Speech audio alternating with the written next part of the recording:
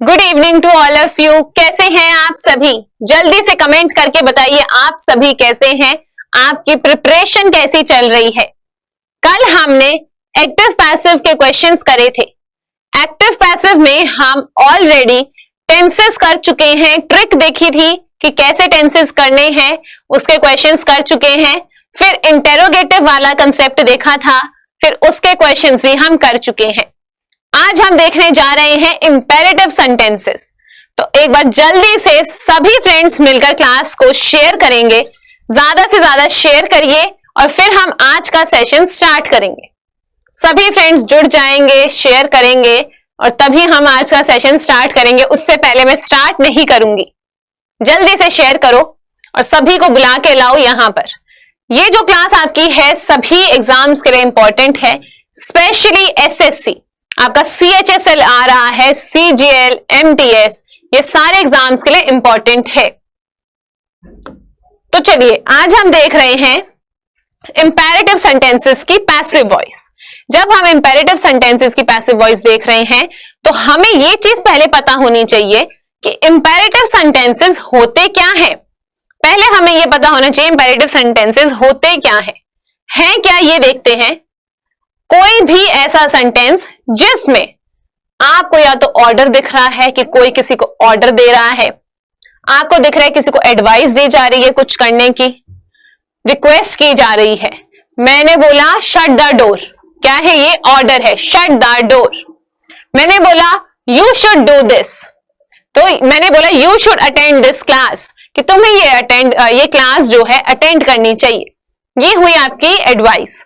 मैंने करी रिक्वेस्ट कि प्लीज शेयर कर दो, तो ये क्या हुआ आपका request, please share the session, ये है आपकी रिक्वेस्ट।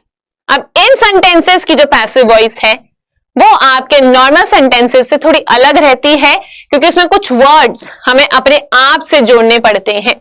हमें सेंटेंस में वो वर्ड्स नहीं दिखेंगे, खुद से हमें कुछ वर्ड्स जो है वहां जोड़ने पड़ेंगे। 3 तरीके से हम कर सकते हैं। पहला तरीका, फर्स्ट केस है आपके सामने। फर्स्ट केस क्या है? जब आपको कोई ऑब्जेक्ट दिखेगा, जब आपको कोई ऑब्जेक्ट दिखेगा, जैसे अभी बोला शट द डोर, तो ये क्या है? डोर है यहां पर ऑब्जेक्ट। यहां पर देखिए एग्जाम्पल में भी लिखा है शट द डोर, ठीक है, शट द डोर लिखा हुआ है एग्जाम्पल में। लेकिन अब पैसिव वॉइस क्या करनी है? यहां पर यूज होगा लेट, कि होने दो, डोर को बंद होने दो। मैंने बोला शट द डोर, डोर बंद करो। अब मैं बोल रही हूं late the door be shut, तो डोर को, दरवाजे को बंद होने दो, तो वो होता है आपका लेट। पैसिव वॉइस देखिए क्या बनी, late the door be shut V3। ये क्या है आपकी V3, कि डोर को बंद होने दो। जोड़ा क्या यहां पर हमने? लेट आपका आया अलग से, जो मैंने यहां लिखा, अलग से आएगा आपका लेट। द डोर वही है, बी आएगा आपका अलग से, होने दो, कोई चीज होना, होने की इंग्लिश क्या रहती है? बी, या फिर बी की कोई भी फॉर्म। और फिर शट का शट जो उसकी V3 रहती ही है, इसकी ये V3 रहेगी ही। या फिर अगर आपको लग रहा है कि ये ऑर्डर है, अगर आपको ऐसा सेंस आ रहा है कि ये ऑर्डर है, रिक्वेस्ट है, एडवाइस है, तो भी आप कुछ वर्ड्स जोड़ सकते हैं, यू आर ऑर्डर्ड टू। अब यहां पर ये देखना है कि यू ही क्यों आया, यू ही यहां पर क्यों आया। इसका एक बहुत ही सीधा सा रीजन है। जैसे कि आप मेरे सामने हो और मैंने आपको ही बोला कि आपको ये क्लास जो है अटेंड करनी चाहिए, you should attend this class. और या फिर रिक्वेस्ट में मैंने क्या बोला, प्लीज शेयर द सेशन। मैंने बोला प्लीज शेयर द सेशन। अब यहां पर मैंने यू नहीं बोला कि आप लोग करिए, मैंने बोला नहीं, लेकिन क्या है? अंडरस्टूड है। क्या है यहां पर? अंडरस्टूड। ये यहां पर है अंडरस्टूड। और जब ये अंडरस्टूड है, तो फर्स्ट पर्सन तो हो गई मैं जो बोल रहा है, और जो सामने है हमेशा ही सेकंड पर्सन आपका क्या होता है? सेकंड पर्सन आपका हमेशा होता है यू। जो भी सामने है आप ऑब्वियसली अंडरस्टूड है, आप उसी से बात कर रहे होंगे कि you should attend this class, please share the session, आप लोग ही शेयर करेंगे। या फिर मैंने बोला शट द डोर, कि बंद कर दो। यहां पर मान लो कोई है मेरे साथ में, तो मैंने उनको बोला प्लीज शट द डोर। अब मैंने ये नहीं बोला कि please you shut the door, यहां पर यू अंडरस्टूड है। इतनी बात हमें समझ आई कि यहां पर अंडरस्टूड है सेकेंड पर्सन यू। इसको मैं साथ में लिख देती हूं ताकि जब आपको पीडीएफ मिले तब आप लोगों को अच्छे से क्लियर रहे चीजें। सेकेंड पर्सन जो है आपका यू, वो यहां पर है अंडरस्टूड, वो यहां पर क्या है, अंडरस्टूड है। अब देखिए क्या लिखा है, यू आर ऑर्डर्ड। अगर लग रहा है ऑर्डर है तो ऑर्डर बोलना है, सेम ही रहेगी ये लाइन। ऑर्डर की जगह रिक्वेस्ट हो सकता है रिक्वेस्टेड, अभी आगे वाले में पता चलेगा। यहां पर आप देख रहे हैं ये दो तरीकों से बोला जा सकता है, let the door be shut, you are ordered to shut the door. ये दो तरीकों से यहां पर बोला जा सकता है। अभी एग्जांपल्स भी देखेंगे इसके और अच्छे से क्लियर होगा। अभी आए हैं सेकंड केस पर। अब दूसरा तरीका क्या है, जब आपको कोई ऑब्जेक्ट ही यहां नहीं दिख रखा, आपको सिर्फ दिख रखा है गो अवे, आपको कोई ऑब्जेक्ट यहां नहीं दिख रहा है, तब हम क्या करेंगे, जो हमारा पहले वाले का सेकंड ऑप्शन था वो, एक सेकंड रुकेंगे।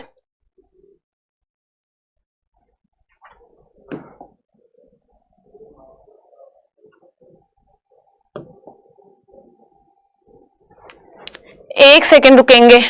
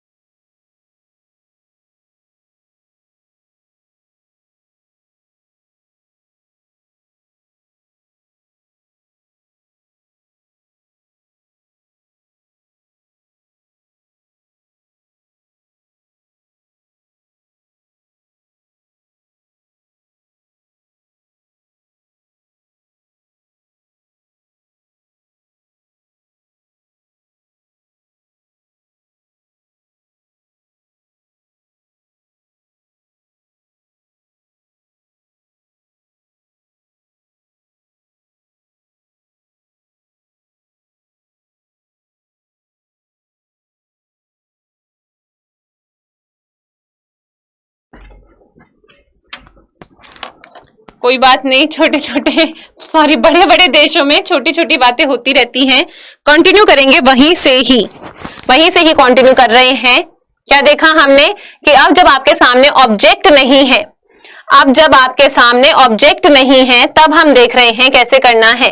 जो उधर अभी फर्स्ट वाले में हमने सेकंड ऑप्शन देखा, वही यहां यूज कर रहे हैं कि हमें दिखेगा अगर ऑर्डर्ड है तो ऑर्डर, अगर रिक्वेस्ट कर रहे हैं तो रिक्वेस्टेड, अगर कुछ पूछ रहे हैं तो आस्क्ड, अगर आप एडवाइस कर रहे हैं तो एडवाइस। अभी ये सारी चीजें अभी आपको दिखेंगी लिखी हुई, चिंता मत करना, ठीक है कि मैम लिख के बता दो, ये कर दो वो कर दो, अभी दिखेगा सब कुछ। इतना समझ आया, सेम वही उठाकर लिख देंगे बाद में, सेम वही आ जाएगा बाद में। यू आर ऑर्डर्ड टू, इतना आगे का सेम रहेगा, सिर्फ ऑर्डर्ड चेंज होगा, वो कैसे होंगे अभी बताऊंगी। और आगे जो लिखा हुआ है एक्टिव में वो एज इट इज उसके पीछे आके बैठ जाएगा आराम से। थर्ड केस देखिए, थर्ड केस क्या है, जब आप कोई भी मॉडल वर्ब यूज कर सकते हैं और ये रहेगा आपका मोरल सजेशन के लिए, तो मोस्टली आपको दिखेगा शुड, मोस्टली आपको दिखेगा शुड। तो यहां लिखा हुआ है हेल्प द पुअर, क्या लिखा है, हेल्प द पुअर, कि पुअर की हेल्प करो। तो पैसिव वॉइस क्या बनी, द पुअर शुड बी। आपको पता है मॉडल वर्ब जो है, कोई भी अगर मॉडल वर्ब है, अगर वो इंडेफिनेट में है, नॉर्मल है, अगर उसकी हम पैसिव वॉइस बनाएंगे तो वो मॉडल वर्ब प्लस में आ जाएगा बी। वही यहां है the poor should be helped. जैसे हम नॉर्मल अपने सेंटेंसेस बनाते हैं वैसे ही रहेगा the poor should be helped. अब यहां पर बाय यू लिखने की जरूरत नहीं है, जैसे यहां पर अंडरस्टूड है वैसे ही यहां पर अंडरस्टूड है, तो सिंपल सा लिखा the poor should be helped. अब देखो 3 तरीके हो गए जिसमें हम इंपेरेटिव सेंटेंसेस की जो है पैसिव वॉइस बना सकते हैं। कौन से 3 तरीके हुए हमारे यहां पर? पहला तो आपका हुआ लेट वाला, जिसमें आप लेट लगाएंगे, वर्ड यूज करेंगे लेट और उसके साथ रहेगा बी।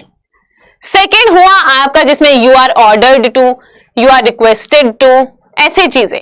थर्ड आपका हुआ आपने यूज किया शुड बी, और शुड बी क्यों आया? क्योंकि मॉडल वर्ब में बी आ जाता है पैसिव वॉइस में। ये चीजें हमने देखी। अब एक बार देखिए, रिवीजन के लिए आपके सामने है, एक बार इसको देखो। इंपॉर्टेंट पॉइंट क्या है? जो भी 3 आपको बताए वही तीनों के तीनों यहां लिखे हुए हैं। क्या लिखा हुआ है? लेट और object late the door be shut, वही वाला late the door be shut. पहला तो तरीका हुआ ये। क्या हो रहा है आज? चलो, पहला तरीका हुआ ये late the door be shut, ठीक है, late object B plus V3। दूसरा तरीका भी बताया, क्या? You are ordered, requested, forbidden, advised, asked, कुछ भी जो भी चीज का उसमें सेंस निकल रहा है वो, और उसके साथ रहेगा to. V1 you are ordered to shut the door, उसमें शट जो है V1 है। You are advised to attend the class, not attended, और लास्ट में ऑब्जेक्ट। थर्ड हमने देखा कौन से वाला? मॉरल सजेशन वाला। मॉरल सजेशन वाला हमने यहां देखा शुड बी आपका यूज हो सकता है। शुड बी के साथ V3 जो आपकी नॉर्मल पैसिव वॉइस रहती है मॉडल वर्ब्स के साथ में। अब आएंगे एग्जांपल्स पर। एग्जांपल्स पे आए, फर्स्ट क्या है? कैरी इट, इसे उठा लो। क्या है? इसे उठा लो। नेक्स्ट हमने इसका कौन सा वाला यूज किया? आपका सॉरी, जो पैसिव वॉइस है इसके आगे लिखते हैं केस 1 का कौन से वाला? लेट वाला। कौन से वाला है? लेट वाला।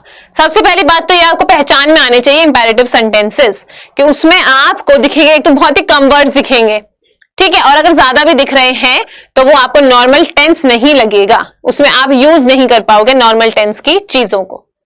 यहां पर देखा हमने फर्स्ट बहुत इजी, कैरी इट, क्या बना दिया है इसका? लेट इट ऑब्जेक्ट बी और V3। Let it be carried, let के साथ बी और V3 और बीच में आ जाएगा आपका ऑब्जेक्ट, बिल्कुल इजी सा। सेकंड देखेंगे, डू इट एट वंस, एक ही बार में इसको कर दो, डू इट एट वंस। अब इसमें फिर से अगर मैं केस 1 वाला लगाऊंगी, यूज क्या कर रहे हैं? Let. Let it be done, आगे आपकी V3 और आगे जितना भी फिर आपका रहेगा सेंटेंस वो सारा, लेकिन मेन चीज जो है वो ये है लेट इट बी डन, इसे होने दो एक ही बार में। समझ आ रही होंगी आपको ये चीजें, आई होप आपको ये चीजें समझ आ रही होंगी। और आज कर्फ्यू लगा हुआ है तो आई होप आप लोग कोऑपरेट करके बहुत ही अच्छे बच्चों की तरह ये क्लास को ले रहे हैं और पढ़ रहे हैं साथ साथ। नेक्स्ट देखिए क्या है? Help me. नेक्स्ट है हेल्प मी। अब मान लो, अब यहां पर अगर मुझे यूज करना है सेकंड वाला भी, ऑर्डर्ड, रिक्वेस्टेड, आस्क्ड, एडवाइज, ऐसी चीजें, तो अब तुम्हें क्या लग रहा है? हेल्प मी, क्या ये मैं ऑर्डर कर रही हूं? अगर मैं किसी से मदद मांग रही हूं तो ऑब्वियसली वो रिक्वेस्ट होगी। अगर मैं किसी से मदद मांग रही हूं तो वो ऑब्वियसली रिक्वेस्ट होगी। अगर मैंने उसको एटीट्यूड ही दिखा दिया या ऑर्डर दे दिया तो वैसे भी वो मुझे हेल्प नहीं करेगा या करेगी। तो इसमें क्या है, बहुत ही कॉमन सेंस लगानी है, बिल्कुल सिंपल। हेल्प मी क्या है, रिक्वेस्ट ही आप कर रहे होंगे, तो वही हमने यूज किया। यू आर रिक्वेस्टेड टू, ये पूरा का पूरा सेम रहेगा। बीच के वर्ड्स अलग हो सकते हैं सेंस के अकॉर्डिंग चेंज होंगे। यहां पर क्या है, you are requested to, same. और फिर क्या बोला था, जो वहां लिखा है एज इट इज उठाकर यहां लिख दो, help me. You are requested to help me, बिल्कुल इजी, कुछ इसमें ज्यादा डिफिकल्ट चीज नहीं थी। नेक्स्ट है लर्न द पोएम। मान लो जो मम्मी है वो क्या कह रही है, पोएम को लर्न करो इस पोएम को। तो तुम्हें कुछ चीज बोली जा रही है करने को, तो इंग्लिश में उसको आस्क्ड बोल देते हैं। जरूरी नहीं कोई पूछने की ही चीज पर बोलते हैं, तुम्हें बोली जा रही है कोई चीज करने को, तो ऑर्डर की जगह हम लोग यूज कर सकते हैं आस्क्ड, और वही सेम रहा, you are asked to, you are asked to, सिर्फ देखा जैसे रिक्वेस्टेड वैसे ही आस्क्ड, पूरा सेम। और जो यहां लिखा है वो एज इट इज यहां, लर्न द पोएम। बहुत ही इजी सा है, ज्यादा इसमें डिफिकल्ट कुछ नहीं है। बस जब हम क्वेश्चंस करेंगे जो टेक्निकलिटीज होंगी बीच बीच में, वो मैं आपको क्लियर करते हुए चलूंगी। आई होप इतना अभी तक का आपको क्लियर हुआ होगा। ये हमारा था इंपेरेटिव सेंटेंसेस का, ये हमारा किसका था, इंपेरेटिव का। 3 तरीके से जो हमने देखा,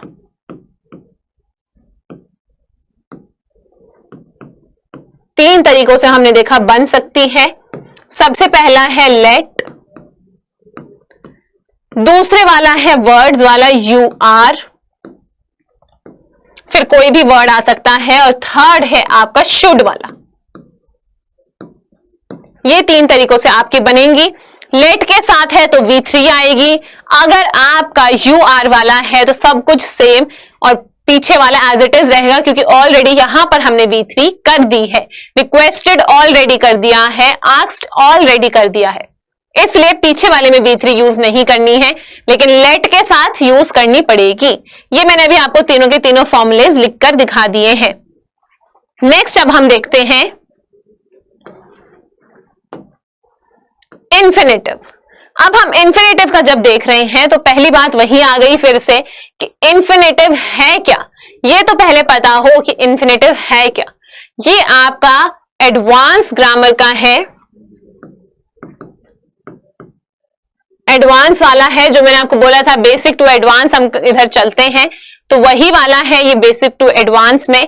ये मैं आपको इन्फिनेटिव जब हम करेंगे कि ये यूज क्यों होते हैं, कैसे इनको यूज किया जाता है, ये सारी चीजें मैं आपको अलग से जब हम इन्फिनेटिव करेंगे तब मैं आपको ये चीज समझाऊंगी। अभी के लिए सिर्फ इतना समझ लेते हैं कि जब आपको ऐसा दिखेगा, जब भी आपको 2 + V1 दिखेगी वो होती है infinitive. 2 + V1, to do, to walk, ऐसी चीजें जो रहेंगी। टू डू क्या है देखो, 2 + डू, 2 + V1।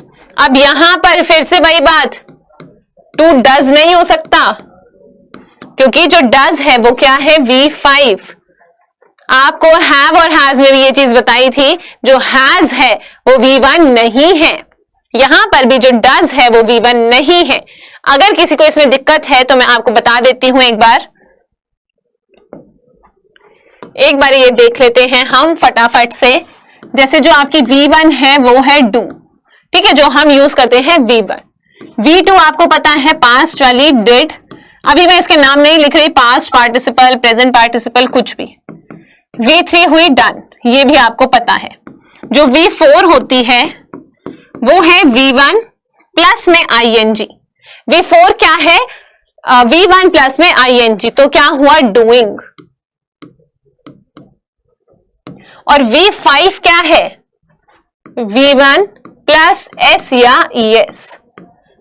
ठीक है, जैसे हम जब वर्ब्स पे आएंगे तब ये चीज अच्छे से मैं आपको बताऊंगी। तो ये होता है डज, जो आप थर्ड पर्सन के लिए या फिर सिंगुलर के लिए यूज करते हैं। तो ऐसे ही रहता है सबका। इसी के साथ अगर गो का लिखूं, पहले भी गो का मैंने आपको करके दिखाया था, गो, वेंट, गॉन, गोइंग और गोज। ऐसे ही अगर हैव का हम करें तो हैव, हैड, हैड, हैविंग और हैज।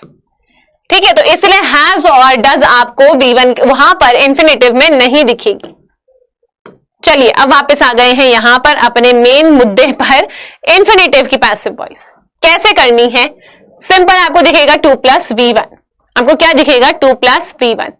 कर क्या देना है? आपको ये चीज पता है कि हमेशा पैसिव वॉइस में V3 तो रहेगी ही रहेगी।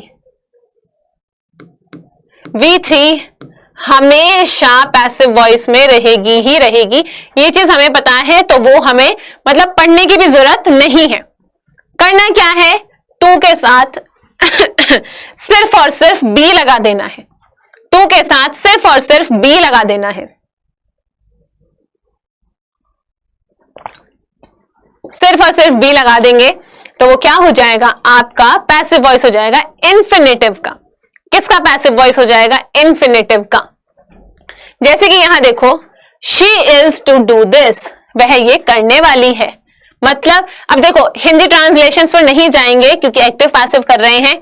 हिंदी का यहां कोई मतलब है नहीं, और हिंदी जितनी करोगे उतना ही फंसते जाओगे। यहां आ जाओ, लिखा शी इज, क्या लिखा? She is to do this, she is to do this. अब यहां पर हमें ध्यान क्या देना है? अगर मान लो ये आपका यहां पर क्या है? V1, 2 + V1। टेंस वाले पे अभी नहीं जाएंगे क्योंकि टेंस का आपको अगर सेपरेट कराया है तो वो वहीं तक यूज होगा। हर चीज अगर सेपरेट कराई जा रही है तो वो सेपरेट ही यूज होगी। यहां पर देखिए, दिस आ गया, यहां इज का is, to be done, to be done आपकी V3। आई होप आप सभी को ये चीज क्लियर हो रही होगी। और बाय शी का हो जाएगा हर। ये चीज हमें पहले से ही पता है, काफी बार कर चुके हैं। बहुत ही इजी सा है, एक और बार सुनेंगे बहुत ध्यान से। आपको दिखेगा 2 + V1। This is, she is to do this, she is to do this. To और डू आपको दिखा 2 + V1। आपको क्या दिखा यहां? 2 + V1, ये वाला। पैसिव वॉइस सिंपल रहेगी। आपने दिस को कर दिया subject, is as it is जो वर्ब है उसकी वो एज इट इज रहेगी। टू बी जो हमें पता है टू बी करना है, टू बी डन आपको पता ही है V3 करनी है। हमेशा ही हमको क्या है? V3 करनी है। इतनी चीज क्लियर हुई। इंफिनिटिव अच्छे से करेंगे, क्या यूज है क्या नहीं है, एडवांस में करेंगे ये चीज अच्छे से। ये मैंने आपको बता दिया है। आई होप आप ये सभी चीजें समझ गए होंगे। यहां बस एक चीज और लिख देते हैं क्योंकि PDF आप लोगों को मिलेगी जो कि है ये 3rd पर्सन सिंगुलर।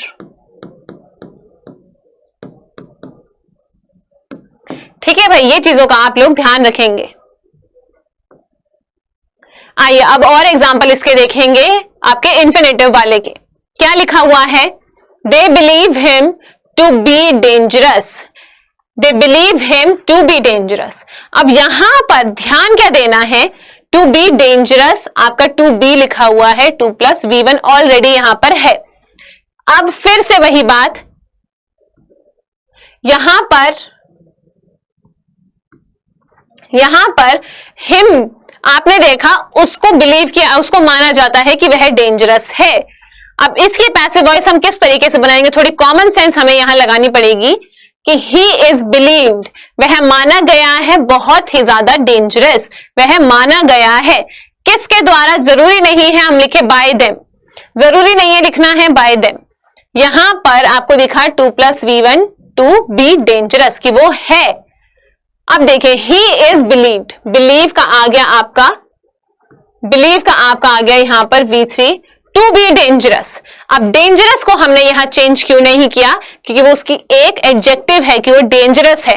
वर्ब को करेंगे हम change, believed to B V3। ये चीज का कॉमन सेंस का हमें ध्यान देना होगा कि जो डेंजरस है वो वहां पर वर्ब नहीं है, जो ये डेंजरस है ये वर्ब नहीं है। टू बी की वो है, उसके बारे में बता रहा है। हमेशा ये देखते ही नहीं कर देना है कि टू बी डेंजरस्ड, ऐसे नहीं कर देना है, देखते ही। जैसे अभी आप लोगों ने कल परसों वाली क्लास में भी यही गलती करी थी, जब वॉज वर मैंने आपको हिंट दी थी, तब भी आप लोगों ने हैज बीन वगैरह वहां लिख दिया था। तो वैसे ही यहां ध्यान देंगे, टू बी है, बार बार इसलिए बताया जा रहा है क्योंकि टू बी डेंजरस, उसके बारे में कोई चीज बताई जा रही है। डेंजरस यहां पर वर्ब नहीं है। जो वर्ब है बिलीव, कि माना गया है, उसको हमने कर दिया यहां पर believed. He is believed to be dangerous. ये चीज का आप लोग बहुत ज्यादा ध्यान रखेंगे। नेक्स्ट देखिए, I am to read this book. बिल्कुल सिंपल सा है नेक्स्ट वाला, कि मैं इस बुक को पढ़ने वाला हूं। हिंदी में अगर मैं इसकी पैसिव वॉइस बनाऊं तो वही बनेगी कि यह किताब जो है मेरे द्वारा पढ़ी जाने वाली है, कि पढ़ूंगा भी मैं इसको। तो क्या है, I am to read this, आपको फिर से दिखा 2 + V1। अब देखो दिस बुक आया आगे as it is, this book is का इज, टू बी यहां पर हमने देखा टू बी रेड, और ये क्या है, रेड है यहां पर V3। रीड नहीं बोलेंगे, रेड बोलेंगे। इस वाले सेंटेंस में रीड और जो रेड है, हमारी जो वर्ब है वो तो इसी के साथ आ गई, लेकिन ऊपर वाले में इसके साथ नहीं थी। कोई बात नहीं, इधर हो उधर हो, वर्ब की ही V3 होगी हमेशा। जो भी मेन वर्ब होगी, जो भी मेन वर्ब होगी उसी की V3 होगी हमेशा। This book is to be read by me. Am लिखा हुआ है वहां पर आई के साथ, आपको पता चल गया प्रेजेंट का है नॉर्मल, तो बुक के साथ क्या आएगा, इज ही आएगा। इज एम आर में से एक आना है। दिस बुक आपके सिंगुलर है तो is, to be read, to + be + V3, to be read by me. इतनी चीज हमें क्लियर हुई। तो अब हमने आज क्या किया है, इंपैरेटिव और इन्फिनेटिव, इन दोनों की हमने करी है पैसिव वॉइस। इन दोनों की हमने कर ली है पैसिव वॉइस। अब मंडे को जो हम एक्टिव पैसिव के क्वेश्चंस करेंगे,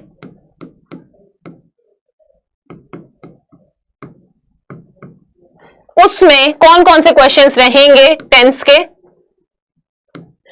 इंटेरोगेटिव वाले, इंपैरेटिव